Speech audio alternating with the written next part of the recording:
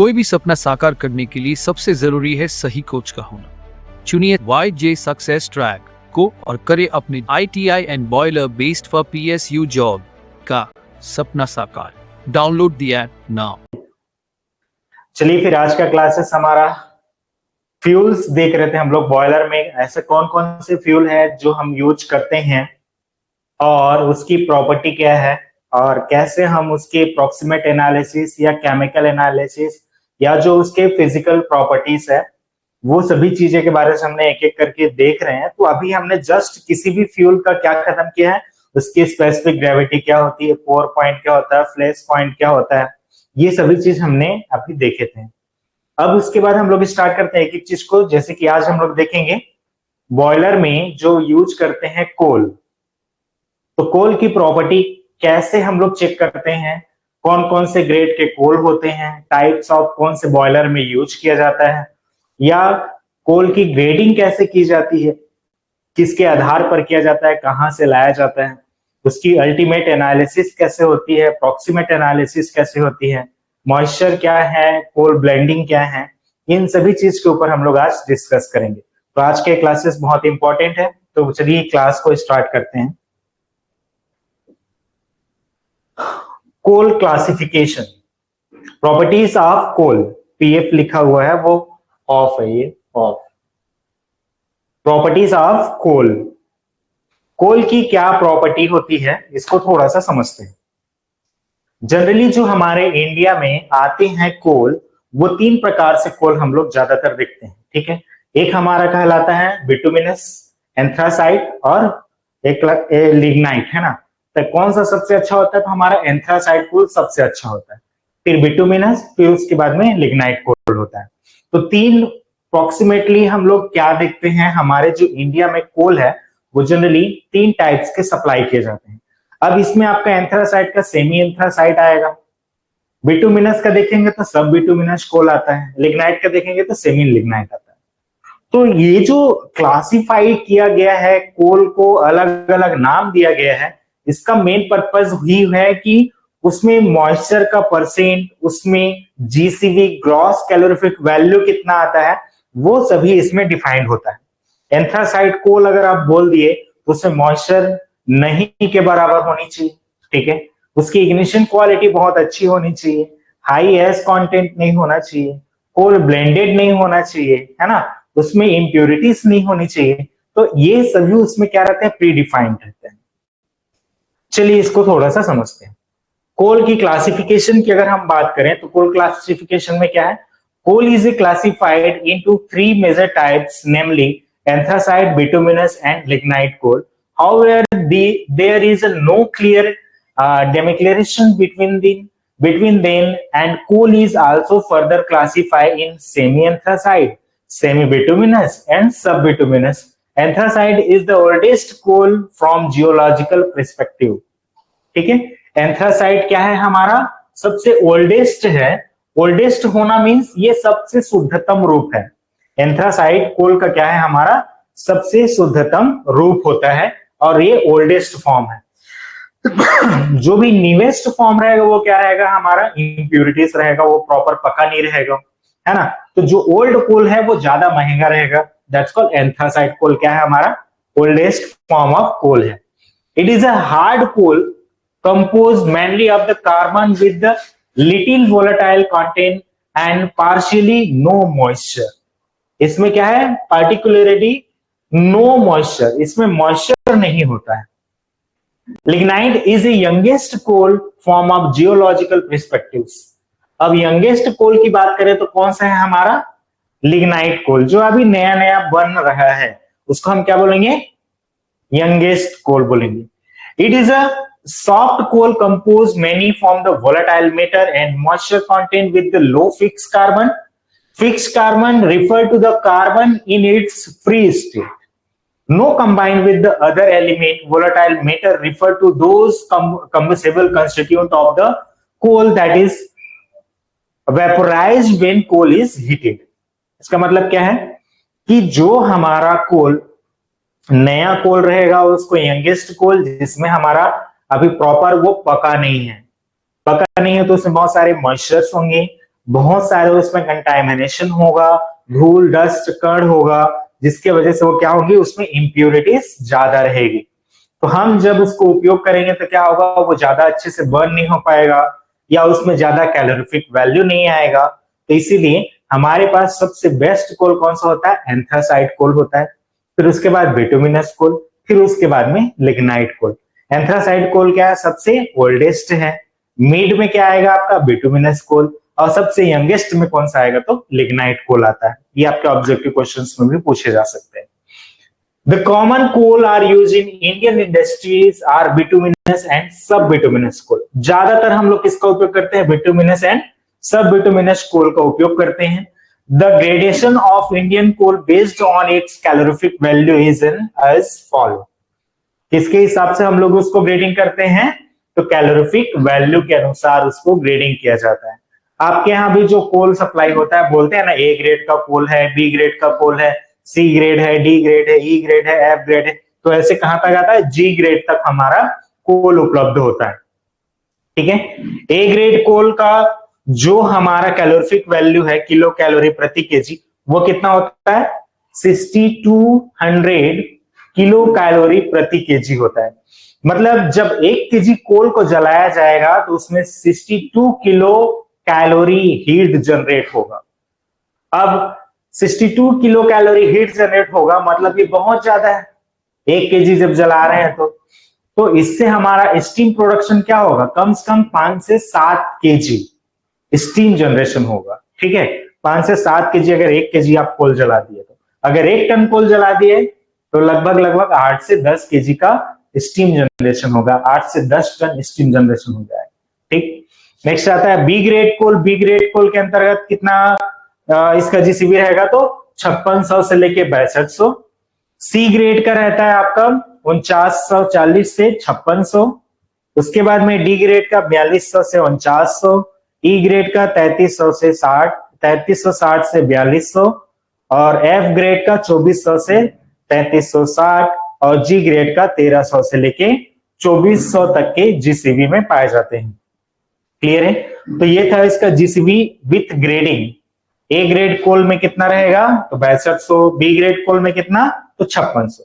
तो ज्यादातर हम लोग किसका उपयोग करते हैं, अभी बी सी डी ई तक के ग्रेड का है ना, हम लोग किसका उपयोग करते हैं, ई तक के ग्रेड का उपयोग किया जाता है।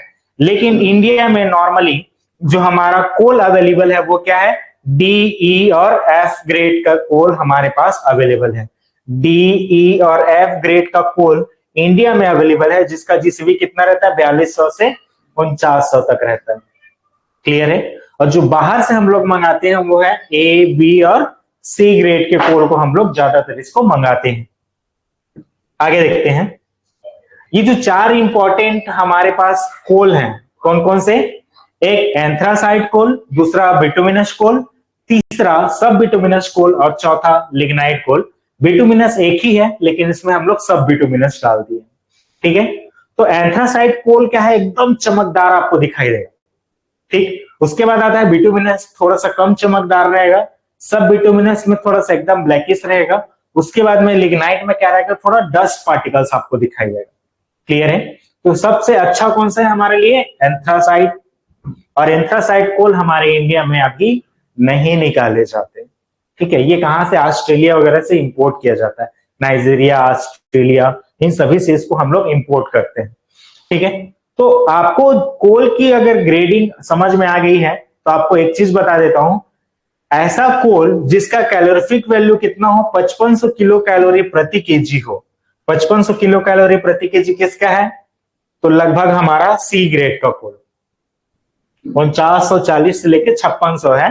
तो 5500 किलो कैलोरी प्रति केजी कोल का जो हीटिंग वैल्यू है, अगर हम लोग इसको प्लांट में यूज करें, सी ग्रेड कोल को, जनरली बी ग्रेड कोल को उपयोग किया जाता है जो उतना अच्छा नहीं माना जाता, लेकिन हम लोग उसको बी ग्रेड का कोल को उपयोग करते हैं ना, अच्छे अच्छे प्लांटों में बी ग्रेड कोल को उपयोग किया जाता है। तो सी ग्रेड के कोल को यदि हम लोग 1 केजी जब हम लोग जलाते हैं, तो 1 केजी कोल को जलाने के लिए हमें कितना हवा की आवश्यकता है, उसको हम क्या बोलते हैं, स्टोइचियोमेट्रिक एयर।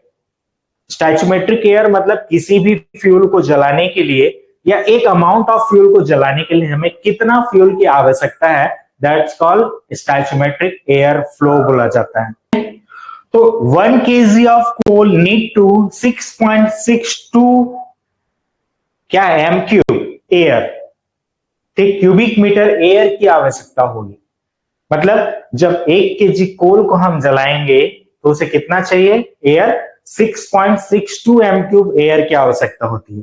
अभी 6.62 एम क्यूब एयर क्या है, तो ये हमारा स्टोइचियोमेट्रिक एयर जो कैलकुलेट किया कैसे जाता है, तो कितना परसेंट उसमें कार्बन है, कोल के अंदर कितना परसेंट कार्बन है, कितना हाइड्रोजन है, कितना उसमें कार्बन मोनोऑक्साइड है, कितना उसमें मीथेन है, कितना उसमें नाइट्रोजन है, इन सभी चीज को कैलकुलेट करके इसका स्टोइचियोमेट्रिक एयर कैलकुलेट किया जाता है। ठीक है, तो हर एक अलग अलग कार्बन का, कार्बन मोनोऑक्साइड का, मीथेन का, इन सभी का हम स्टोइचियोमेट्रिक एयर कैसे कैलकुलेट करते हैं उसको आगे हम लोग देखेंगे। तो आज हम लोग देखते हैं 1 kg कोल को जलाने के लिए हमें कितना एयर की आवश्यकता होती है, ये फिक्स है, आपको ध्यान रखना है। अगर वो 5500 किलो कैलोरी प्रति केजी अगर उसका जीसीवी है तो उसको कितना चाहिए 6.62 एम क्यूब एयर की आवश्यकता होगी, इंक्लूडिंग 20% एक्सेस एयर। ये एक्सेस एयर क्या कहलाता है हमारा, कि जलने के बाद जितना आपको जरूरत है कोल को कंप्लीट कंबशन करने के लिए, उसके बाद जो एक्सेस एयर प्रोवाइड करते हैं ताकि हमारा कंबशन कहीं पर भी इनकम्प्लीट ना हो, दैट्स कॉल्ड एक्सेस एयर। तो कोल के लिए हम लोग कितना मेंटेन करते हैं ऑक्सीजन, 3 to 5% ऑक्सीजन मेंटेन करते हैं डीसीएस में। तो 3 to 5% कितना होता है हमारा, लगभग 15 से 25% एक्सेस एयर के बराबर। ठीक है, 3 to 5% हम लोग क्या करेंगे मेंटेन करेंगे। तो मिनिमम हम लोग कितना एक्सेस एयर दे रहे हैं 20%, क्योंकि याद रखना O2 मैंने बार बार बताया, O2 का परसेंट यदि डीसीएस में 1 दिखा रहा है दैट्स कॉल्ड 5% क्या है, वो एक्सेस एयर प्रोवाइड कर रहा है। अगर O2 हमारा 3 दिखा रहा है तो 15%, O2 हमारा 4 दिखा रहा है तो 20%। कोल के केस में हम लोग 20% मेंटेन करते हैं, गैस के केस में हम लोग 3% मेंटेन करते हैं। 3% मतलब एक्सेस एयर कितना देंगे, 15% देंगे। क्लियर है, तो ये चीजें याद रखना। अब जब ये जल जाएगा, मान के चलिए 1 kg कोल को आपने फर्नेस में भेजा और इतना एयर सप्लाई दिए, इतना एयर में क्या हो, कंप्लीट कंबशन हो गया।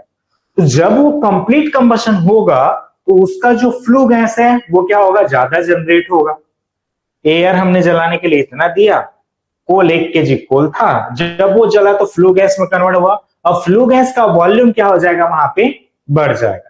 कितना होगा, 1 kg of coal generate 7.73 metre cubic metre of flue gases after complete combustion. ठीक है, आफ्टर कंप्लीट कंबशन। जैसे आप 1000 गैस दे रहे हो और 6000 एयर भेज रहे हो, तो दोनों मिला के क्या हो जाएंगे, जब जलेगा तो 7000 हो जाएगा। वैसे ही यहां पर, ठीक है। तो 1 kg कोल से कितना हमें फ्लू गैस जनरेट मिलता है, तो 7.73 क्यूबिक मीटर हमारा क्या मिलेगा, फ्लू गैस मिलेगा। और ये हॉट फ्लू गैस हमारा क्या करेगा, बॉयलर में हीटिंग के लिए यूज किया जाएगा। ठीक है, अब 1 टन ऑफ कोल प्रोड्यूस, ठीक है, 1 टन कोल, 1 kg से आप कितना स्टीम बना रहे थे। अभी हम लोग देखते हैं कि 1 टन कोल जब जला दे, 1000 kg यदि हम कोल जलाएंगे तो 1000 kg से हमारा कितना 6.9 टन हमारा स्टीम जनरेट हो रहा है। इसका मतलब क्या है कि हमारा 1 kg स्टीम से 6.9 kg हमारा स्टीम जनरेट हो रहा है। तो अगर वो सी ग्रेड का कोल है, 1 kg कोल जलाएंगे तो आपको 6.9 kg स्टीम बनेगा, या 1 टन कोल जलाएंगे तो 6.9 टन आपका स्टीम बनेगा। ठीक, अब आगे देखते हैं, इसका जीसीबी के ऊपर ही डिपेंड करेगा। अगर जीसीबी ज्यादा रहेगा तो ज्यादा स्टीम जनरेट, जीसीबी कम है तो कम स्टीम जनरेशन होगा। वो डिपेंड करेगा हीट वैल्यू, हीट वैल्यू के ऊपर ही डिपेंड करता है आपका स्टीम जनरेशन। यहां तक क्लियर है, कोई डाउट है क्या, एनी डाउट? नो तो फिर आगे बढ़े। चल,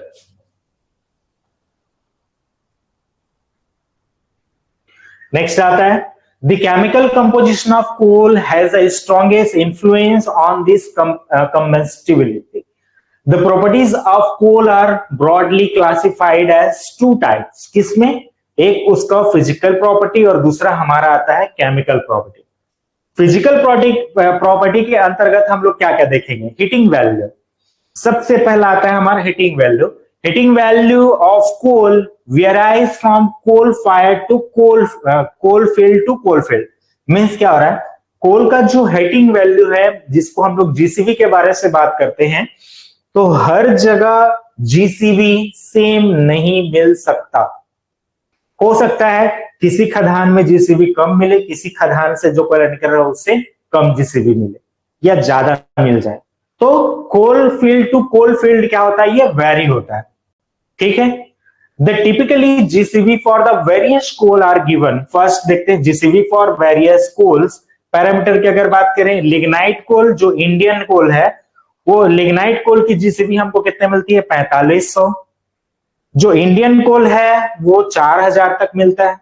इसी को इंडोनेशिया में अगर देखा जाए तो 5500 किलो कैलोरी मिलता है, और उसी चीज को यदि साउथ अफ्रीका में देखा जाए तो 6000 किलो कैलोरी तक हमें जीसीबी प्राप्त होता है। इसका मतलब ये है कि कोल का जो जीसीबी है वो जगह से जगह वेरी कर सकता है। ठीक है, ये चीजें आपको याद रखनी है। आगे देखते हैं एनालिसिस ऑफ कोल।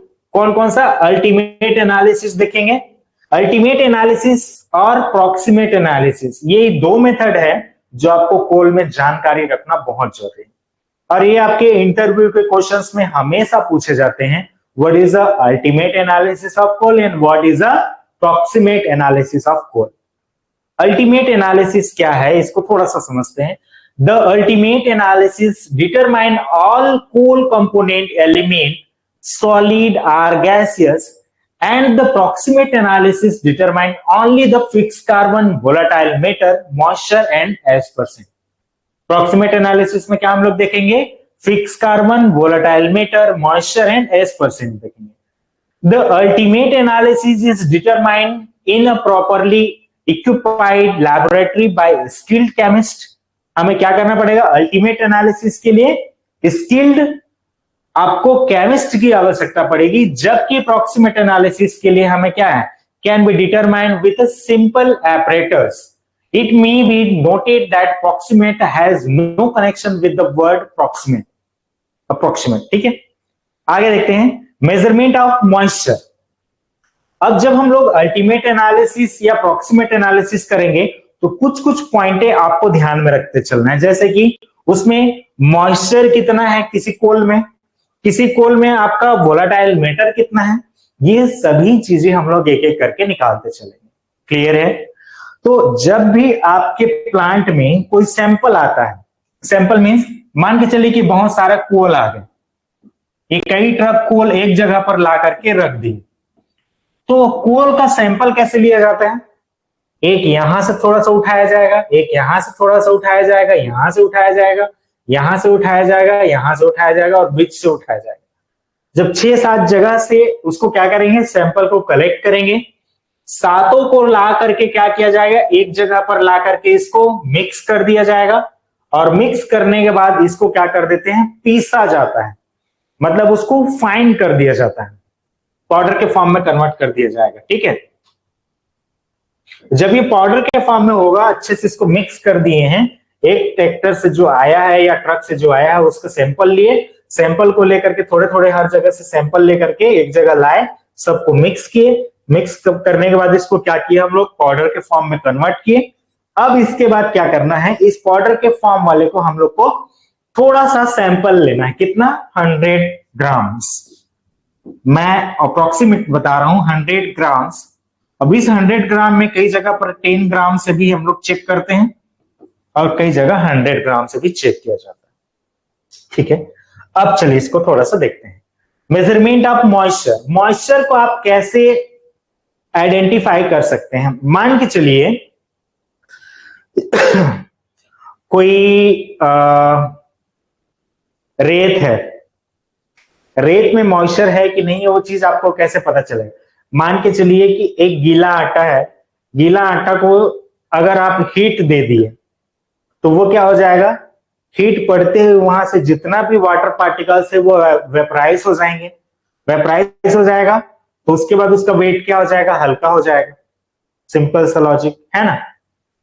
और क्या बताऊं आपको, बहुत सारी चीजें हैं, जैसे कि आपका कपड़ा है, कपड़ा जब हम लोग गीला रहता है धुलते हैं तो उसमें क्या रहता है, वॉशिंग मशीन में घुमाने के बाद भी उसमें कुछ मॉइस्चर रहेगा। उस मॉइस्चर का अगर आप वेट ले लें, पूरा कपड़े का वेट ले लें और उसके बाद जाके आप धूप में सुखा दे, धूप में सूखने के बाद फिर से उसका वेट लेंगे तो क्या हो जाएगा, उसका वेट कम हो जाएगा। सेम कंडीशन जब हम लोग किसी कोल को क्या करते हैं, पहले मान के चले कि 100 ग्राम कोल का आप सैंपल लिए, सैंपल लेने के बाद उसको एक क्रूसिबल आता है, ओपन क्रूसिबल जिसको बोलते हैं, उस क्रूसिबल में क्या करेंगे, सबसे पहले 100 ग्राम का सैंपल ले लिए, डाल दिए। सैंपल लेने के बाद उसको क्या कर दिए, हीटिंग में डाल दिए, फर्नेस के अंदर। एक फर्नेस आता है, छोटा सा चेंबर रहता है, हीटिंग चेंबर, जैसे ओवन टाइप से रहता है ना, उसमें डाल दिए। डालने के बाद क्या करते हैं, मॉइस्चर कितने में रिमूव हो जाते हैं, तो 100 डिग्री सेंटीग्रेड से ज्यादा में क्या हो जाता है, हमारा मॉइस्चर रिमूव हो जाता है। तो 108 डिग्री टेम्परेचर में हम लोग उसको क्या करेंगे, हीटिंग करेंगे। कितना पे, 108 से 10 डिग्री टेम्परेचर में उसको हीट करना है, 0.5% ऊपर नीचे हो सकता है। तो 108 डिग्री सेंटीग्रेड में क्या करेंगे, उसको जब हीटअप करेंगे तो उस 100 ग्राम के कोल के जो पाउडर है वहां से क्या हो जाएगा, मॉइस्चर सारे रिमूव हो जाएंगे। तो मान के चलते हैं, अगर जब वो 100 ग्राम का हमने कोल लिया था, ठीक है, यहां पे देखते हैं, सैंपल हमने लिया था कितना, 100 ग्राम हमने सैंपल लिया था। जब इसको हमने हीट दिया, कितना डिग्री हीट दिए, 108 डिग्री प्लस माइनस 5 डिग्री का चलेगा, ठीक है। 108 डिग्री का जब हमने हीट दिया, तो हीट देने के बाद इस 100 ग्राम का वेट यदि ये 98 ग्राम आ गया, हीट देने के बाद हमने क्या किया, उसको निकाला और जब उसको वेट किया तो उसका वेट कितना आ गया, 98 ग्राम आ गया। तो दोनों के बीच डिफरेंस कितना आया, 0.2 ग्राम्स का। मींस इसमें मॉइस्चर कितना आया, तो मॉइस्चर आपका आ गया 0.2 ग्राम, मतलब 2 ग्राम आपका मॉइस्चर, बाकी 8 ग्राम 98 ग्राम्स क्या है आपके, वोलाटाइल मैटर है, जिसमें आपके एस कंटेंट होंगे, है ना, वीएम होगा, वो सारे चीज होंगे। बाकी 2% क्या है आपका, यहाँ पे मॉइस्चर निकल गया। तो 2% 100 का कितना आ गया, 2% आपका मॉइस्चर आ गया। तो 1000 केजी में आपका कितना, अगर 100 केजी में 2 केजी निकल रहा है तो 1000 केजी में कितना आएगा, 20 केजी आपका मॉइस्चर आ गया। तो ये जो मॉइस्चर है इसको कैसे हम टेस्ट करेंगे, तो क्रूसिबल लेंगे, क्रूसिबल में जो सैंपल लाया गया है उसको 100 ग्राम तौलेंगे, तौलने के बाद उसको फर्नेस में डालेंगे, फर्नेस में 108 डिग्री तक उसको हीट करेंगे, हीट करने के बाद कुछ समय रखने के बाद उस सैंपल को निकालेंगे, उसको फिर से वेट करेंगे, वेट करने के बाद जितना आपका वेट आ रहा है और इन दोनों का जितना डिफरेंस होगा वो आपका मॉइस्चर हो गया। क्लियर है। अब ये मॉइस्चर जब हो गया तो इसके बाद आपको क्या जानकारी, वही चीज यहां पे लिखा हो, determination of moisture is carried out by the pressing of sample of powder raw coal size कितना, 200 माइक्रॉन्स, मतलब पाउडर बना देना, कितना माइक्रॉन्स में रहेगा, तो 200 माइक्रॉन्स का size in A uncovered crucible. Uncovered crucible मतलब क्या रहेगा, इसको डालना है, ढक्कन नहीं लगाना है। And it is placed in the oven, keep 108 degree plus minus 2 degree दिया, चलो ठीक है अभी चलेगा।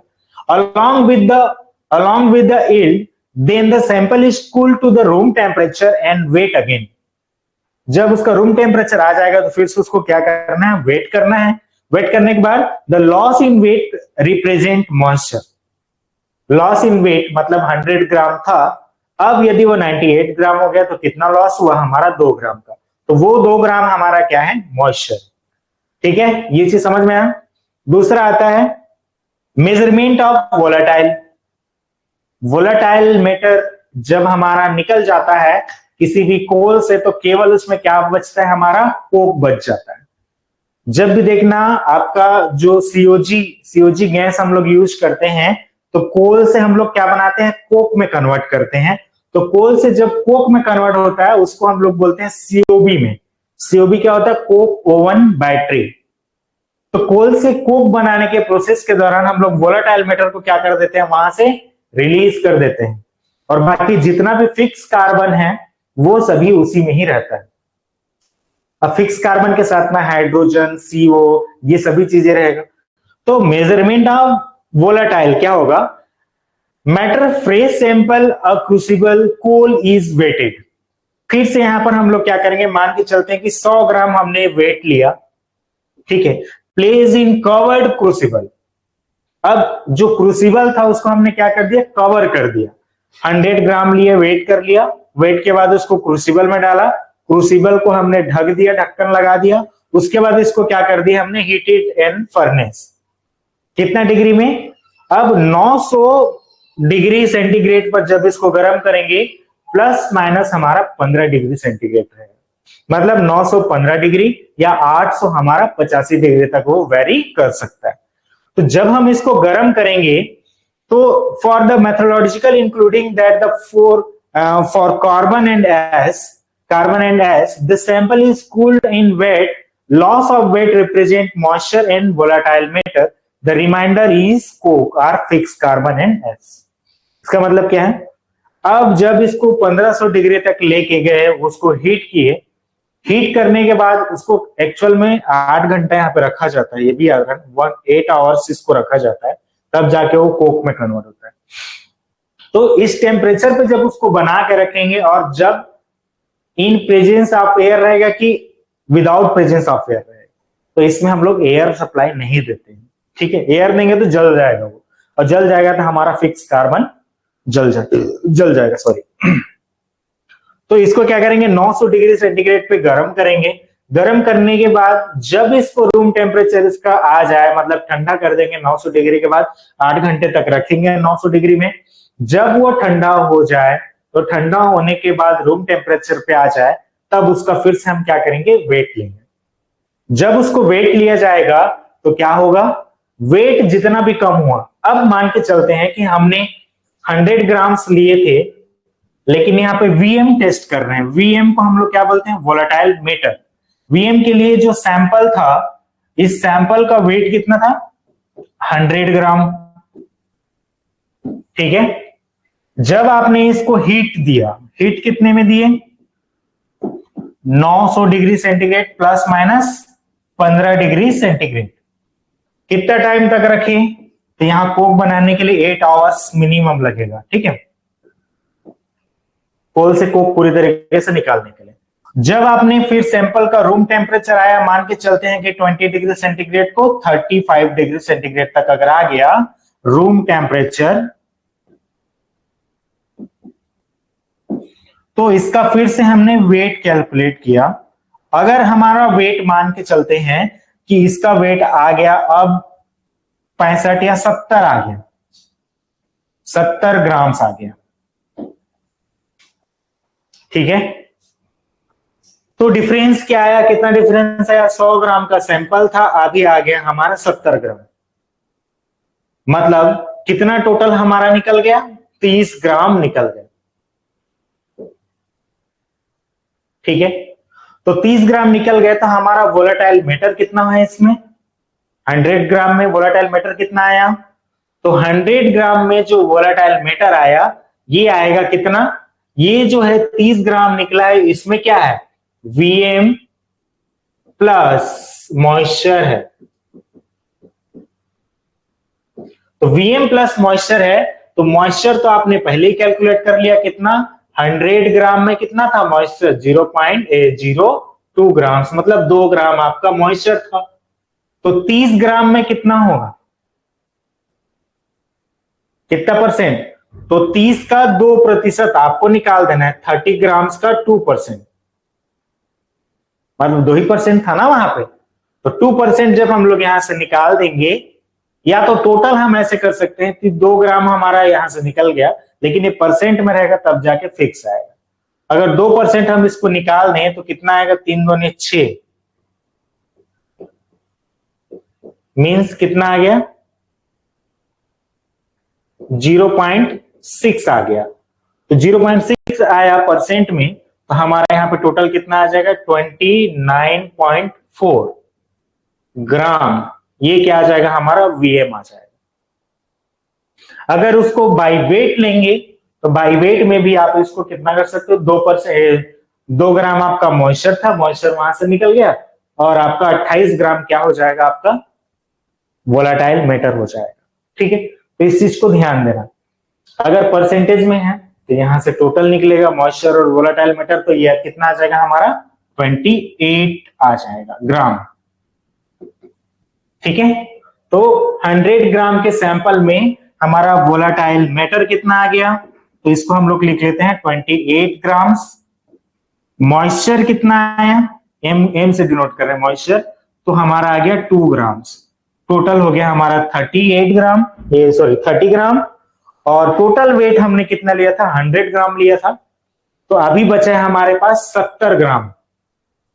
ये 70 ग्राम क्या है हमारा, इसमें तो अब हमारा ऐश भी है जिसको हम लोग राख बोलते हैं, जो लास्ट में बचेगा, तो इसको भी कैलकुलेट करना है। इसके बाद में इसमें और क्या मिलेगा, फिक्स कार्बन। ठीक है, तो ये सभी 70% में है। अब वोलेटाइल मैटर निकल गया, मॉइस्चर निकल गया, बचा कितना 70 ग्राम। तो काम का हमारा यही समझो अभी। ठीक है, आगे देखते हैं, ये समझ में आ गया। उसके बाद नेक्स्ट है measurement of carbon and S. अब कार्बन और एस, जो फिक्स कार्बन बचे हुए हैं और उसमें क्या है, कार्बन और ऐश है, तो ऐश को जब हम लोग कैलकुलेट करते हैं तो क्या करना पड़ेगा, इसको थोड़ा सा समझते हैं। अभी हमारे पास क्या है, 70% में जैसे कि हमने देखा, तो इस 70% में हमारा एस और फिक्स कार्बन था। अब सिंपल सा लॉजिक है, फिर से हम लोग एक सैंपल लेते हैं क्योंकि कार्बन और एस को कैलकुलेट करना है। तो सैंपल लिए कितना का, मान के चलिए कि 100 ग्राम का ही सैंपल लिए थे। इस सैंपल में जब इसको हम हीट करेंगे, बहुत ज्यादा हीट करेंगे, बहुत ज्यादा हीट करेंगे मींस इसको हम क्या करेंगे, the cover from the crucible use in the last test is remove and the crucible is heated over the Bunsen burner until the carbon is burned। जब तक हमारा कार्बन पूरी तरीके से जल नहीं जाता तब तक हमको उसको क्या करना है, जलाते रहना है, जलाते रहना है, जलाते रहना है, जब तक एकदम राख नहीं बन जाता।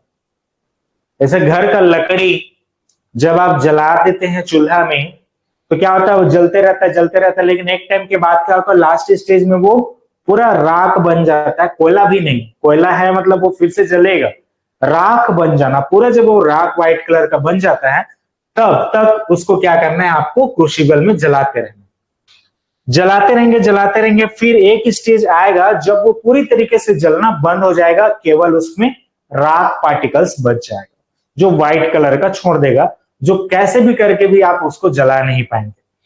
तो वो चीज होता है ऐश। ठीक है, उसको हम क्या बोलेंगे, ऐश बोलेंगे।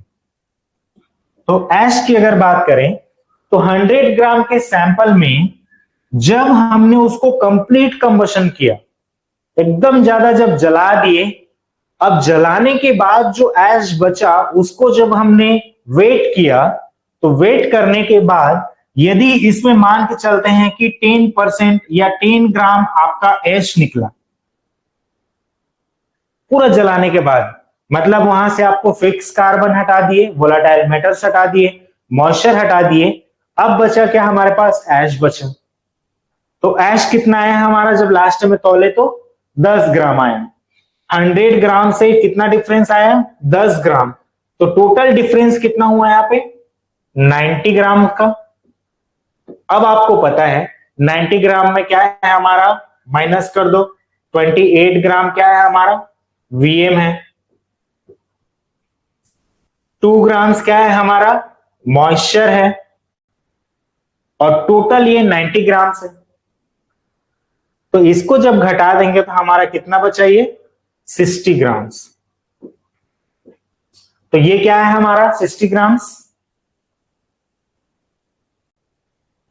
ये क्या है हमारा 60 ग्राम, क्या कहलाएगा, फिक्स कार्बन कहलाएगा। ठीक है, 60 ग्राम आपका फिक्स कार्बन हो गया। अब देखो, इसको टोटल हम लोग समझते हैं क्या क्या हमने निकाल लिया। इसको चाहे तो आप 100% से माइनस भी कर सकते हैं। कैसे करेंगे इसको देखते चलो। हमने जो सैंपल लिया था, सैंपल का वेट कितना था, 100 ग्राम्स।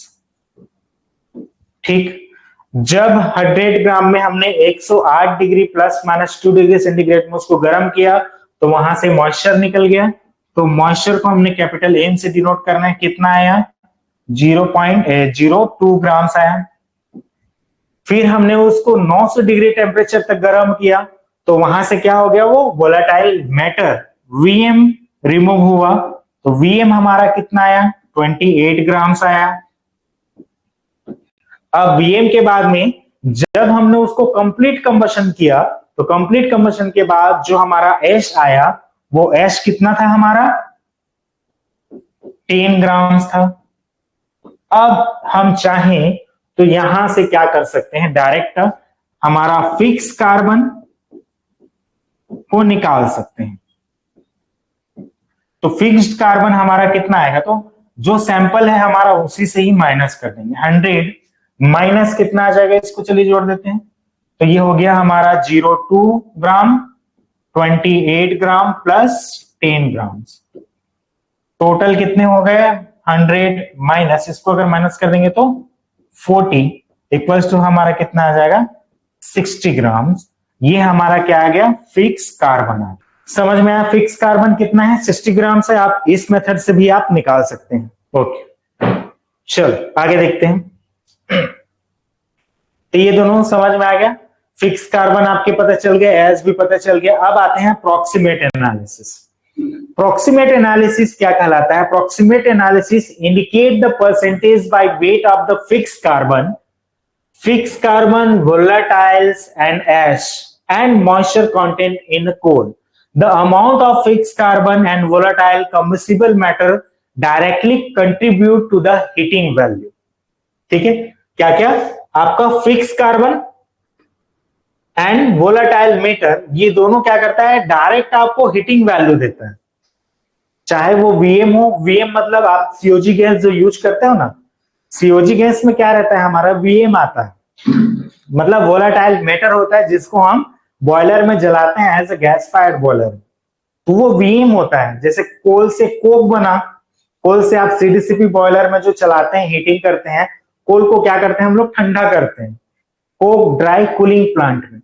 तो उससे जो कोल से कोक बन रहा है, तो वहां से क्या हो रहा है, केवल हमारा वीएम रिमूव हो रहा है। वीएम मतलब वोलाटाइल मैटर जो गैस के फॉर्म में हमारा आ रहा है और वो गैस फायर्ड बॉयलर में फिर जाकर के वो जल रहा है। तो वीएम भी हमारा क्या है, हमारा हीटिंग वैल्यू दे रहा है, और फिक्स कार्बन भी हमारा हीटिंग वैल्यू दे रहा है। तो कोल से जो कोक बना उसमें फिक्स कार्बन है, वो फिक्स कार्बन जाएगा कहां, आपके फर्नेस में, ब्लास्ट फर्नेस में। ठीक है, अब वहां से फिर बीएफ गैस जो निकलेगा उसको फिर हम यूज करेंगे आपके बॉयलर, गैस फायर्ड बॉयलर। ठीक है, direct heat value, fix carbon act as a main heat generator during the burning. Fix carbon जो है क्या है, मेन हीट जनरेटर होता है, इसीलिए इसको हम लोग फर्नेस में हम लोग कोक के फॉर्म में भेजते हैं, शुद्ध कोक के फॉर्म में, ताकि वो बहुत ज्यादा हीट जनरेट करे और वहां से स्टील जो आयरन ओर है उसको हम लोग मेल्ट कर सके। ठीक है, तो ज्यादातर हमारा क्या होता है, फिक्स कार्बन क्या करेगा, हीट जनरेटर का काम करता है, और high volatile matter content indicate easy ignition of the fuel. जो वोलाटाइल मैटर होता है ये बहुत जल्दी इग्नाइट करता है, तो जितना ज्यादा वीएम होगा उतना जल्दी वो फ्यूल इग्नाइट होगा। इस चीज को आपको याद रखना है। ठीक है, इग्निशन क्वालिटी चेक करना है तो आपको वीएम चेक करना होगा कितना है, वीएम जितना ज्यादा रहेगा उतना जल्दी वो इग्नाइट होगा, वीएम जितना कम होगा उतना ही कम वो इग्निशन होगा। फिक्स कार्बन जितना ज्यादा होगा उतना उसकी हीटिंग कैपेसिटी होगी या उसकी जीसी भी ज्यादा होगी। ठीक है, कोई फ्यूल जल्दी जल जाता है, जैसे कि पेट्रोल बहुत जल्दी जल जाता है, उसमें वीएम बहुत ज्यादा होता है, वोलेटाइल मैटर बहुत ज्यादा होता है, और उसका फिक्स कार्बन जो बहुत कम होता है, तो हीट वैल्यू उसका बहुत कम रहेगा। समझ में आ रहा है, वो तुरंत जल जाएगा, इग्नाइट हो जाएगा। तो इग्निशन की क्वालिटी किसके ऊपर डिपेंड करेगी, तो आपका वोलेटाइल मैटर के ऊपर डिपेंड करेगा। ठीक है, आगे देखते हैं। This ash content is important to the design of the furnace, great combustion volume and pollution control equipment and ash handling system of the furnace. अब एश का जो परसेंटेज है, अगर ज्यादा एश आ रहा है आपके फ्यूल में या आप गलत फ्यूल का उपयोग कर रहे हैं तो क्या होगा, एश ज्यादा हो जाएगा। अब एश ज्यादा होगा तो फर्नेस में बहुत सारे क्लिंकर फॉर्मेशन का कारण बनता है ना। फ्लाई एश जो जाता है उसमें फ्लाई एश में चिपक करके वो क्या कर लेता है, एक बड़ा पार्टिकल्स बना लेगा जो फ्लूइडाइजेशन नहीं होने देगा, जिसको हम लोग क्लिंकर फॉर्मेशन बोलते हैं। दूसरा चीज, एश परसेंट अगर ज्यादा रहेगा तो प्रॉपर फर्नेस में हीटिंग वैल्यू नहीं बढ़ने देगा। तीसरा चीज, वो सारे ट्यूब में चिपक जाएगा जिसको हम लोग बोलते हैं शूट डिपॉजिट हो जाना। तो जब वो शूट डिपॉजिट हो जाएगा तो प्रॉपर वो क्या है, हीट ट्रांसफर नहीं होने देगा। तो ये बहुत सारे ऐसे चीजें हैं। अब एश ज्यादा जाएगा तो उस एश हैंडलिंग सिस्टम का भी कैपेसिटी आपको चेक करना पड़ेगा, कितना रखना है कितना नहीं रखना है। अब एश हैंडलिंग सिस्टम ज्यादा एश निकल रहा है तो आसपास के एरिया में पॉल्यूशन भी होगा, तो उसको भी हमको कंट्रोल करना है। तो एश हैंडलिंग सिस्टम का डिजाइन करने से भी हमारा क्या हो सकता है, फायदा हो सकता है। तो एश कंटेंट हमारा कम होना चाहिए। प्रोक्सीमेट एनालिसिस से हम लोग यही चेक करते हैं किसी भी फ्यूल का उसकी हीटिंग कैपेसिटी कितनी है, उसमें कितना वोलेटाइल मैटर है, और इससे हमारे प्लांट को एश से बचने के लिए या एश की डिजाइनिंग के लिए हम लोग क्या कर सकते हैं, या बॉयलर की डिजाइनिंग के लिए हम लोग इस प्रोक्सीमेट एनालिसिस को अपना सकते हैं। ठीक है। Significance of the various parameter in proximate analysis, इसमें हम लोग क्या देखेंगे, फिक्स कार्बन देखेंगे। फिक्स कार्बन जैसे कि मैंने बता ही दिया है, fix carbon is a solid fuel left in the furnace after volatile matter is distilled of. जब वोलेटाइल मैटर पूरा हट जाएगा तो जो बचेगा हमारा फिक्स कार्बन रहेगा और एश रहेगा। It consist of mostly of the carbon but also contains some hydrogen, oxygen, sulfur and nitrogen, not driven of the which is the gases fixed carbon given through the estimate of the heating value of coal। ठीक है, कितना आप कोल जलाएंगे, कितना आप ये सभी बहुत सारे प्रोक्सीमेट एनालिसिस की जाती है, जिससे हमारे बॉयलर की डिजाइनिंग में और उसके कैपेसिटी या हमारे फर्नेस की कैपेसिटी या हमारे सीएचपी में होल्ड करने की कैपेसिटी कितनी होगी, वो सभी चीजें कैलकुलेट की जाती हैं। ठीक है। नेक्स्ट आता है वोलेटाइल मैटर क्या है, तो volatile matter are the methane, hydrocarbons, hydrogen and carbon monoxide and incombustible like the carbon dioxide and nitrogen found in coal. Volatile matter के अंतर्गत आपका मीथेन जो आपके सीओजी गैस में पाए जाते हैं, बीएफ गैस में पाए जाते हैं, hydrocarbons, hydrogen, carbon monoxide and incombustible gases like carbon dioxide and nitrogen इसके अंदर पाया जाता है वीएम के अंतर्गत। ठीक है। और फिक्स कार्बन के अंतर्गत आपको क्या मिलेगा, तो फिक्स कार्बन के अंतर्गत केवल फिक्स सॉलिड आपको, जिसमें आपका हाइड्रोजन, ऑक्सीजन और सल्फर, नाइट्रोजन मिलेंगे। इसमें आपको मीथेन, हाइड्रोजन और हाइड्रोकार्बन्स या कार्बन मोनोऑक्साइड या कार्बन डाइऑक्साइड और नाइट्रोजन मिलेंगे। नेक्स्ट आता है वोलेटाइल मैटर क्या है, तो proportionality increase the flame length and help in easier ignition of the coal. इसका मतलब क्या है कि जिस भी वोलेटाइल मैटर में अगर वोलेटाइल मैटर ज्यादा है किसी कोल में तो वो क्या होगा, वीएम अच्छा रहेगा तो वो उसका फ्लेम का लेंथ बहुत अच्छा रहेगा, जल्दी वो इग्नाइट हो जाएगा। ठीक है, ये एक इसका फायदा है। दूसरा फायदा क्या है, sets minimum limit on the furnace height and volume.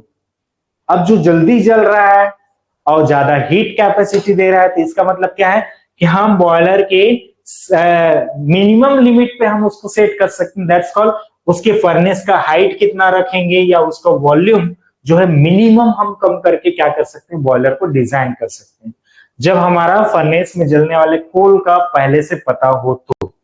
Next आता है influence secondary air requirement and distribution aspects.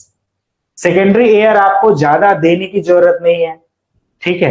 Next आता है इन्फ्लुएंस सेकेंडरी ऑयल सपोर्ट्स। आपको ऑयल सपोर्ट्स की आवश्यकता नहीं पड़ेगी क्योंकि हमारा वीएम अच्छा होगा, तो जल्दी जल जाएगा तो जरूरत ही नहीं पड़ेगा। ठीक है। नेक्स्ट आता है एस कंटेंट। एस कंटेंट क्या है, S is impurity that will not burn. S क्या है हमारा, जलता नहीं है। ठीक है, टिपिकली रेंज फ्रॉम 5 to 40%। अब ये किसी भी कोल में मिनिमम और मैक्सिमम कितना होता है, 5 to 40%।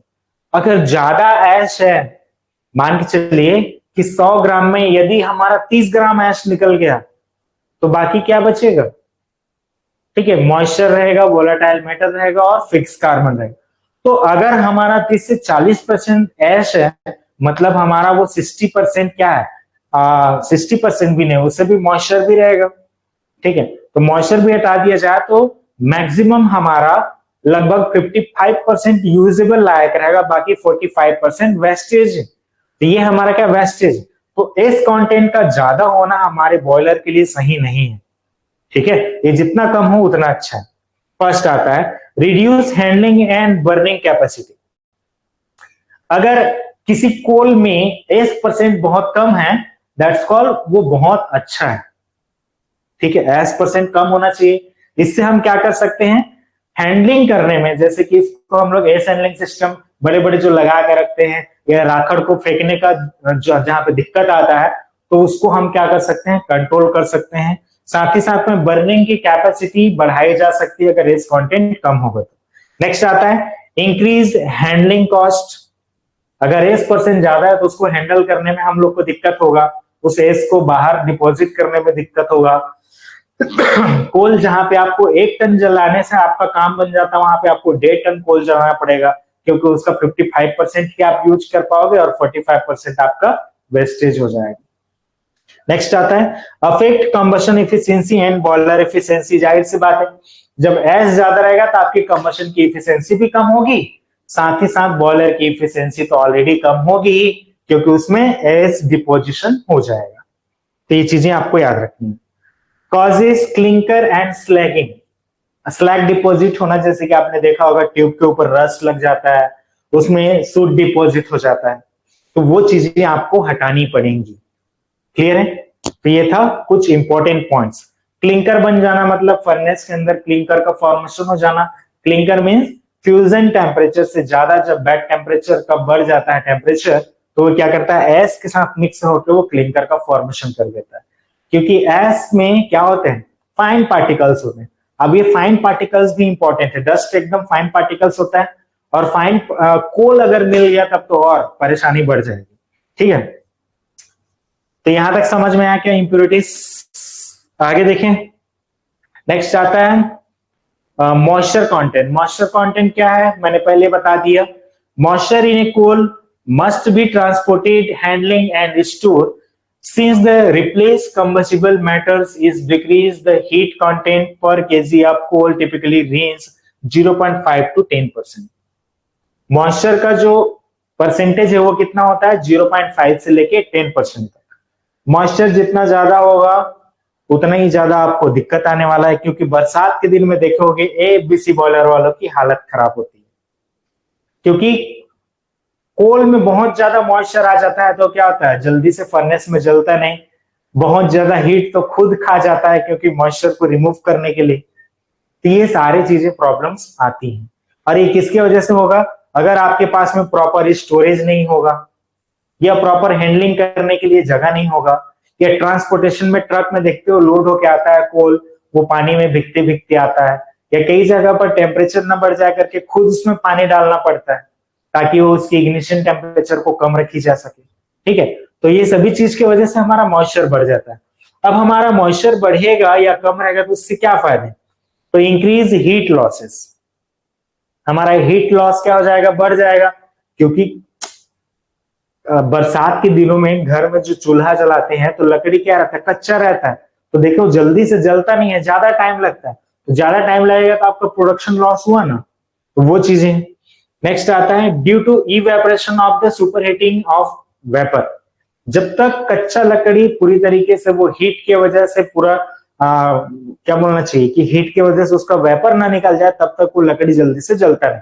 वैसे ही कोल जब तक उसका वेपर वहां से निकल नहीं जाएगा तब तक वो जलेगा नहीं, इसलिए उसको ज्यादा हीट देने की आवश्यकता होती है, और उसमें बहुत सारे हीट हमारे लॉसेस हो जाते हैं। नेक्स्ट आता है help a limit in bending fines. Help to limit, हम मॉइस्चर से क्या कर सकते हैं, कुछ लिमिट कर सकते हैं। तो बाइंडिंग फाइन्स मतलब फाइन जो है आपस में चिपक जाते हैं, है ना। तो कोल ब्लेंडिंग करना एक बहुत अच्छा प्रोसेस है, जो फाइन पार्टिकल है उसको क्या करना, बड़े पार्टिकल्स में कन्वर्ट करना होता है। नेक्स्ट आता है एड्स रेडिएशन हीट ट्रांसफर। ठीक है, मतलब कि हीट ट्रांसफर हमारा क्या हो जाता है, लॉसेस होता है, जिसकी वजह से ओवरऑल इफिशियंसी बॉयलर की कम हो जाती है। क्लियर है। नेक्स्ट आता है आपका सल्फर कंटेंट। अगर हम लोग सल्फर कंटेंट की बात करें तो किसी भी फ्यूल में सल्फर की मात्रा सल्फ्यूरिक एसिड बनाता है, इसके पहले भी मैंने बताया था आपको। तो सल्फर जनरली जो है 0.5 टू 0.8% होता है अलग अलग फ्यूल में। अगर सल्फर हमारा ज्यादा बढ़ गया तो ये बहुत दिक्कत करने वाली बात है। सल्फर को कम करना या बढ़ाना, ये क्या होगा, फ्यूल में यदि कम या फिर ज्यादा होगा तो सल्फर कंटेंट यदि हमारा आईडी फैन के टेम्परेचर 120 डिग्री से जैसे ही नीचे आएगा तो क्या हो जाता है, सल्फर हमारा डक्ट में या इकोनोमाइजर में या एपीएच में जा करके चिपकना चालू हो जाता है, और वो सल्फर से सल्फ्यूरिक एसिड बन जाता है ड्यू पॉइंट आने की वजह से। जो सल्फ्यूरिक एसिड होता है वो पूरे ट्यूब्स को रस्ट कर देता है और खराब कर देगा। तो सल्फर क्या करता है, हमारा affect clinker and slagging tendency, affected clinkering and slagging tendency. Boiler में आपके क्लिंकर फॉर्मेशन और स्लैगिंग फॉर्मेशन की टेंडेंसी बढ़ा देती है, क्योंकि वो चिपकता है, चिपचिपा बन जाता है। नेक्स्ट आता है corrode chimney and other equipment such as air preheater and economisers. Chimney में जितने भी आपके स्टैक है उसको क्या कर देता है, ये कोरोजन कर देता है। जब ये कोरोजन हो जाएगा तो आपका चिमनी क्या हो जाएगा, खराब हो जाएगा। Limit exit fuel gas temperature, आपको एग्जिट फ्लू गैस टेम्परेचर जो है आपको लिमिट करना पड़ जाएगा। अगर सोचिए सल्फर कंटेंट अगर ना हो तो आईडी फैन के टेम्परेचर को 120 डिग्री बनाने की जरूरत ही नहीं, हम 70-80 पर भी काम कर सकते हैं। अगर सल्फर नहीं है तो, सल्फर है तो 120 डिग्री से ज्यादा ही टेम्परेचर आपको भेजना पड़ेगा। ठीक है, तो इसको हम लोग का लिमिटेशन है वो 10 से 15 डिग्री हम बॉयलर में यूज कर सकते हैं अगर सल्फर ना रहे तो। लेकिन सल्फर के लिए हमको क्या करना पड़ता है, 120 डिग्री से ऊपर जाना पड़ता है। क्लियर है। अब इसको अल्टीमेट एनालिसिस को हम लोग कल देख लेंगे, आज यहीं पे खत्म। अच्छा चलो ठीक है, अल्टीमेट एनालिसिस कल देखेंगे, केमिकल प्रॉपर्टी जो है इसको कल देख लेंगे। सोचा था आज खत्म कर दें लेकिन ये काफी लंबा हो जाएगा। ठीक है, चलिए कल अब हम लोग देखेंगे केमिकल एनालिसिस क्या होगा। केमिकल एनालिसिस के बाद में relation between ultimate analysis and proximate analysis देख लेंगे। उसके बाद हम लोग चालू करेंगे प्रिपरेशन ऑफ कोल। नहीं चलो इसको खत्म कर लेते हैं, 2 पेज का है, खत्म कर लेते हैं।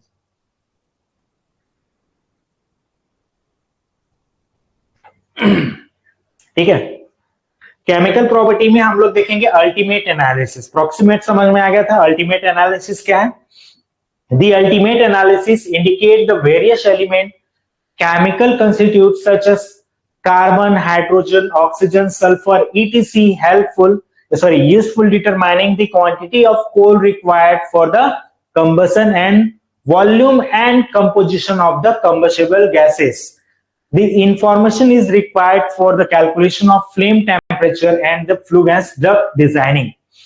अल्टीमेट एनालिसिस से अगर आपका कोई बॉयलर, जैसे आपको पहले से ही पता रहता है ना कि हम उस बॉयलर में कौन से फ्यूल जलाने वाले हैं, उसकी जीसीबी क्या होगी, उसमें एस% कितना होगा, उसका फ्लेम का लेंथ कितना रहेगा, वो कितना वो एस को हैंडल कर पाएगा, है ना। तो ये सभी चीजें हमारे पास अवेलेबल होता है। उसमें हाइड्रोजन % कितना होगा, मीथेन कितना रहेगा, सीओ कितना जनरेशन होगा, CO2 कितना बनेगा, वो सभी चीजें हमारे पास अवेलेबल रहेंगी। तो ये सभी चीजें डिजाइनिंग के लिए, बॉयलर के डिजाइन के लिए, बॉयलर के वॉल्यूम के डिजाइन के लिए, बॉयलर की हाइट की डिजाइनिंग के लिए, या हमारे फ्लू गैस के डक्ट के डिजाइनिंग के लिए ये इंपॉर्टेंट होता है ultimate analysis of the fuel. Typically ultimate analysis of coal, अगर हम लोग ultimate analysis of coal, India coal और इंडोनेशियन कोल की अगर बात करें तो इसमें पैरामीटर्स में देखते हैं। मॉइस्चर जो इंडिया में मिलता है वो 5.98%, जबकि इंडोनेशिया में मॉइस्चर जो है ज्यादा होता है 9.43%। मिनरल्स मेटल्स की अगर बात करें तो इसमें 38.63 और इसमें 13.99% होता है मिनरल्स। कार्बन की अगर बात करें तो 41% और इसमें 58.96%, मतलब ये ज्यादा अच्छा है, ये थोड़ा सा कम अच्छा है।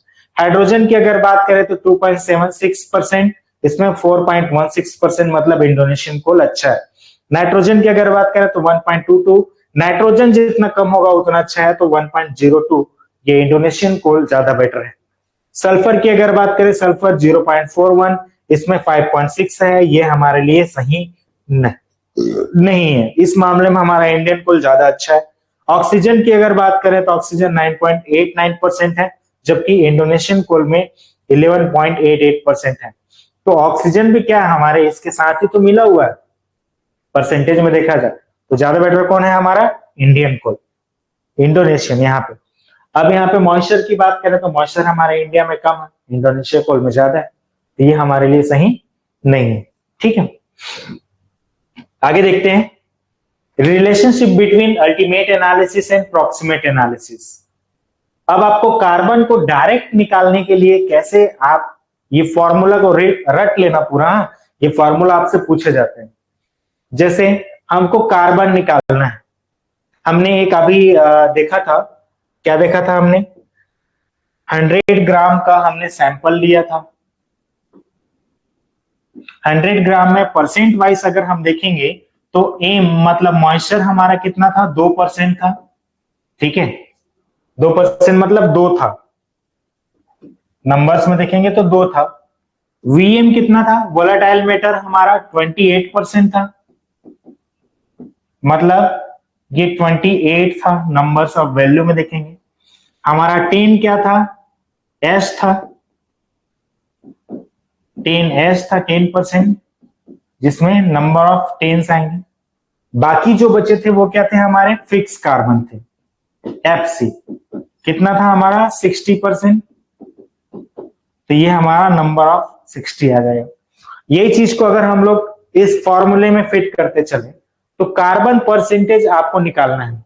तो कार्बन परसेंट निकालने के लिए क्या है, किसी भी फ्यूल में कार्बन या फिक्स कार्बन कितना है वो देखना है। फिक्स कार्बन के बाद वीएम, वीएम के बाद में a for ash, M, M, ये एम एम क्या है इसको देखते चलते हैं। देखो 9.7 आपका सी, सी मतलब क्या है आपका, फिक्स कार्बन है। फिक्स कार्बन का कितना था हमारा, तो 0.97 इंटू फिक्स कार्बन कितना था, 60 था, प्लस 0.7 इंटू वीएम है, तो वीएम हमारा कितना था, 28 था, माइनस 0.1 एस कितना था, इंटू 10 था, ब्रैकेट क्लोज। एम क्या है, मॉइस्चर है, मॉइस्चर हमारा कितना था, 0.2, ब्रैकेट में है 0.6 माइनस 0.01, और एम क्या है हमारा, मॉइस्चर, तो इंटू 0.2। ठीक है, अब यहां से आप डायरेक्ट किसी भी फ्यूल के आप कार्बन की परसेंट को आप निकाल सकते हो। समझ में आया, तो वही चीज है, जब आप वहां से fix carbon, volatile matter, moisture और एस परसेंट को जब आप अलग अलग कर लिए, तो आप क्या कर सकते हैं, डायरेक्टली आप यहां से अब उस फ्यूल में कार्बन कितना था, हाइड्रोजन कितना था, नाइट्रोजन कितना था, वो सभी चीजें निकल के आ जाएंगी। ठीक, इसको जैसे कि हम सॉल्व करेंगे तो क्या कहेगा, चलो एक बार देख लेते हैं। देखो 0.97, 0.97 इंटू कितना है, 60, तो ये यार आपका 52, यहां पे लिख देता हूं, हाँ 58.2 प्लस इसके बाद कितना है, 28 माइनस ये इसको इंटू हो जाएगा तो ये 1 हो जाएगा, -1 है तो ये 27, तो 27 को इंटू 0.27, 0.7 इंटू 27 कर देंगे तो कितना आ जाएगा, ये 18.9। फिर उसके बाद में आ गया माइनस, यहां पे आ गया माइनस, माइनस क्या है, 2 से इंटू करेंगे 0.01 का, 01 इंटू 2 करेंगे तो ये आ जाएगा आपका 0.2, 0.6 माइनस 0.02 और यहाँ पे इंटू ये वाला 2 का इंटू हो जाएगा, है ना। तो इसको माइनस करेंगे 0.02 तो कितना आ जाएगा, ये 058 आ जाएगा। इंटू अगर डायरेक्ट इंटू कर दिए 2 से तो ये कितना आ गया आपका 0.58 इंटू 2,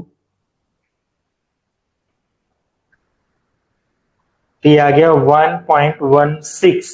ठीक है, अब टोटल हम लोग कैलकुलेट कर लें। 58.2 प्लस 18.9 माइनस, ये पहले प्लस में है, इधर आ गया तो ये वाला माइनस में है ना, यहां से ये वाला माइनस में, माइनस कितना आएगा 1.16। ठीक है, अब इन दोनों को जोड़ दो, कितना आया 58.2 प्लस 18.9, ये आ गया 77.1 माइनस कितना करना है 1.6। 1.16 को अगर माइनस कर देंगे तो हमारा बचा कितना 75.94। ये क्या है हमारा परसेंट, किसका, कार्बन का। 75.94% आपका कार्बन रहेगा। जो वीएम हमको मिला था 60% वीएम में, 60% फिक्स कार्बन में, केवल कार्बन का जो परसेंटेज है वो कितना है हमारा 75.94% है। ठीक है, वैसे ही जब हम लोग हाइड्रोजन निकालेंगे तो इसको भी निकाल के देख सकते हो आप। हाइड्रोजन अगर निकालेंगे तो हाइड्रोजन का फॉर्मूला क्या है, H percent of hydrogen 0.036 C है प्लस 0.086, उसके बाद है Vm minus 0.1 into A minus क्या है 0.0035 M का स्क्वायर माइनस 1 माइनस 0.02 M, ये इसका फॉर्मूला है। अब इस फॉर्मूले में यदि हम लोग रखेंगे तो हमारा क्या आ जाएगा, हाइड्रोजन निकल जाएगा। जैसे कि देखो 60% हमारा क्या था, फिक्स कार्बन कितना था, फिक्स कार्बन 60 था, इस 60 में हमारा 75.94 क्या सीधा निकल गया, हमारा कार्बन निकल गया। तो 60 में कार्बन को ही कैलकुलेट करेंगे, परसेंट वाइज अगर निकालेंगे तो 60 का 75% कितना होगा, तो लगभग आपका हो जाएगा 45 या 48 के आसपास। तो 48% क्या आ गया आपका, कार्बन निकल गया वहां से, 48 या नंबर में या 48 ग्राम आपका कार्बन निकल गया। सिंपल से ऐसे करके हम लोग देखते चलते हैं। देखो हमारा फिक्स कार्बन कितना था 60 था, जिसमें से 75.94% हमारा कार्बन निकला।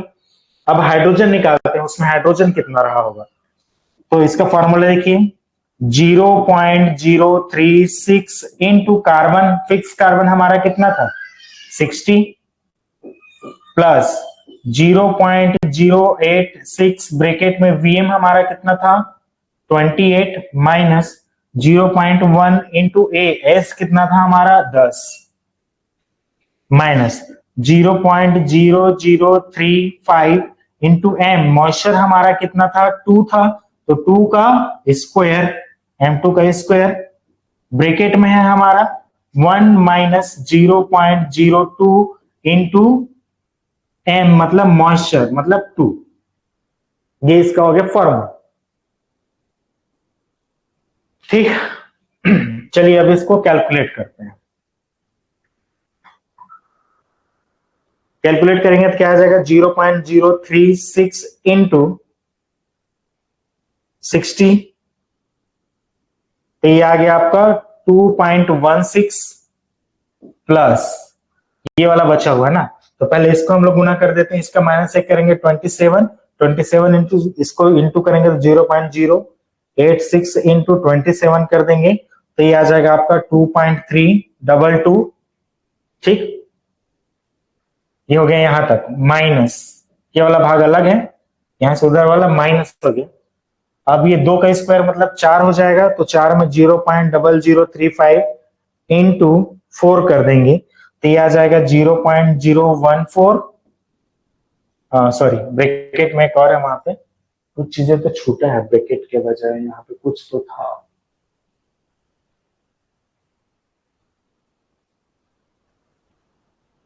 अच्छा, ये वाला भाग इसके साथ इंटू हो जाएगा 86 के साथ।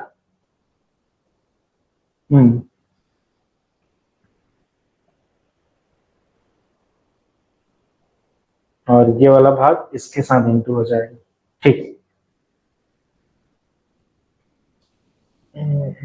35 इसके साथ इंटू होगा ना। माइनस वाले भाग को देखते हैं।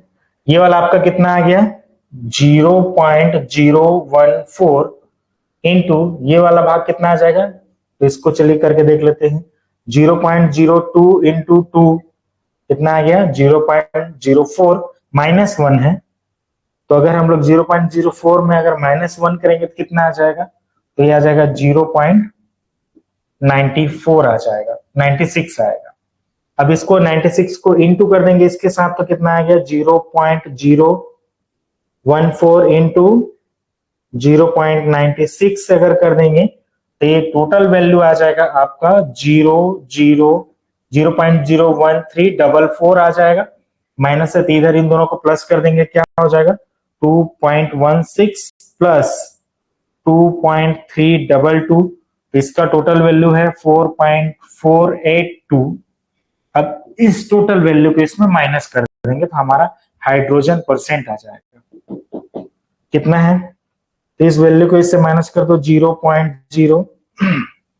4.482 माइनस 0.01344, तो ये आ गया आपका 4.4685% आपका क्या है, हाइड्रोजन है। 4%, 4.4% आपका हाइड्रोजन है यहाँ पे।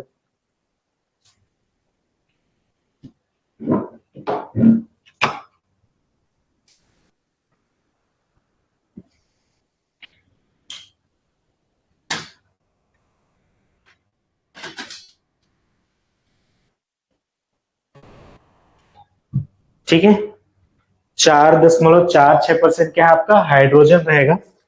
अब इसके बाद आगे हम लोग देखते हैं एक और फॉर्मूला जो बचा हुआ है, यह है नाइट्रोजन को कैलकुलेट करना। तो नाइट्रोजन के लिए क्या है हमारे पास में 2.10, इसको फॉर्मूला लिख लेते हैं नाइट्रोजन के लिए N2%। नाइट्रोजन के लिए हमारे पास क्या है 0. सॉरी, फॉर्मूला है 2.10 2.10 माइनस 0.020 Vm, 20 Vm है ना, ठीक है। यहां से हम लोग का नाइट्रोजन निकल जाएगा। तो नाइट्रोजन कैलकुलेट करने के लिए आपको ये फॉर्मूला दिया है, तो ये फॉर्मूला पुट कीजिए 2.10 माइनस 0.020 मतलब इनटू Vm दिया है, तो वोलेटाइल मैटर हमारा कितना था 28 था, ठीक है, वोलेटाइल मैटर कितना था 28 था। तो अभी हम इसको माइनस कर लेंगे, कितना आता है देखते हैं, 0.020 इंटू 28, तो ये आ रहा है 0.6, 0.556 और इसका कितना है 10 इक्वल्स टू। अब 2.10 में अगर 56 को हम लोग माइनस करेंगे तो बचेगा क्या, 2.10 में माइनस 0.56 को अगर माइनस करेंगे तो बचा हमारा कितना 1.54% आपका क्या है नाइट्रोजन है। ठीक, तब देखो तीन चीजें हमारे पास मिल गई प्रॉक्सिमेट एनालिसिस के अंतर्गत। जो हमारा 60 था, नंबर में कितना था 60 था, इसको थोड़ा सा समझते चलते हैं ना। टोटल आपके पास फिक्स कार्बन कितने थे,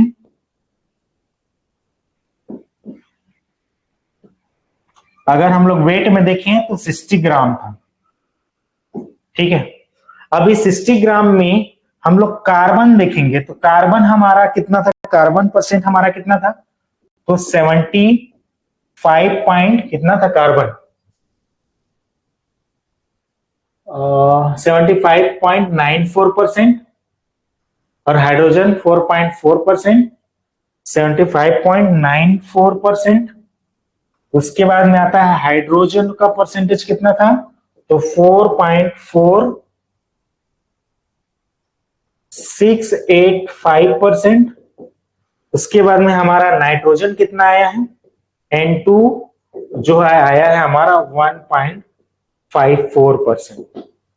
ठीक है, ये था हमारे फिक्स कार्बन में कुछ परसेंटेज, जिसमें हमारा कार्बन जो है कितना दिया है 75.94%। मतलब इसको चलिए निकाल करके देखते हैं कितना आएगा। मान के चलते हैं कार्बन का निकालना है, कार्बन का वेट निकालना है, वेट कितना आएगा। तो कार्बन का वेट आपका 60 ग्राम में यदि हम लोग 75.94% अगर करें तो ये आएगा आपका 45.56 ग्राम, या 4 यहां पे लिख दीजिए। ठीक है, तो ये आ गया आपका कार्बन। कार्बन के साथ में आपका हाइड्रोजन कितना है, तो इसमें हाइड्रोजन कितना है, तो 60 में ही यदि हम लोग 4.4685% अगर कर दें तो ये 2.6811 ग्राम्स क्या आ जाएगा आपका, ये आ गया हाइड्रोजन। और उसके बाद आपका क्या रहेगा नाइट्रोजन। तो नाइट्रोजन कितना है इसमें, इसको भी आप निकाल सकते हैं, कितना परसेंट है 1.54% है, तो इसको 1.54%, तो ये आ जाएगा 0.924 ग्राम्स आपका क्या आ गया नाइट्रोजन आ गया। तो टोटल फिक्स कार्बन थे 60 ग्राम, जिसमें से कार्बन परसेंट इतना है, हाइड्रोजन परसेंट इतना है, नाइट्रोजन परसेंट इतना है। वैसे ही आपका वेट निकाल लेंगे तो कार्बन का वेट आ जाएगा 45.6, इसका आ जाएगा 2, इसका आ जाएगा 0.2। अब जो बचेगा रेस्ट आप उसमें मीथेन वगैरह होगा, तो मीथेन को कैलकुलेट करने के लिए मैं कल आपको बता दूंगा। ठीक है, तो ये इसके कुछ इंपॉर्टेंट फॉर्मूले थे जो कि आपको जानकारी रखने हैं। क्लियर है, चलिए आज का क्लासेस यहीं पे समाप्त करते हैं, कल अब हम लोग क्लास आगे बढ़ाएंगे।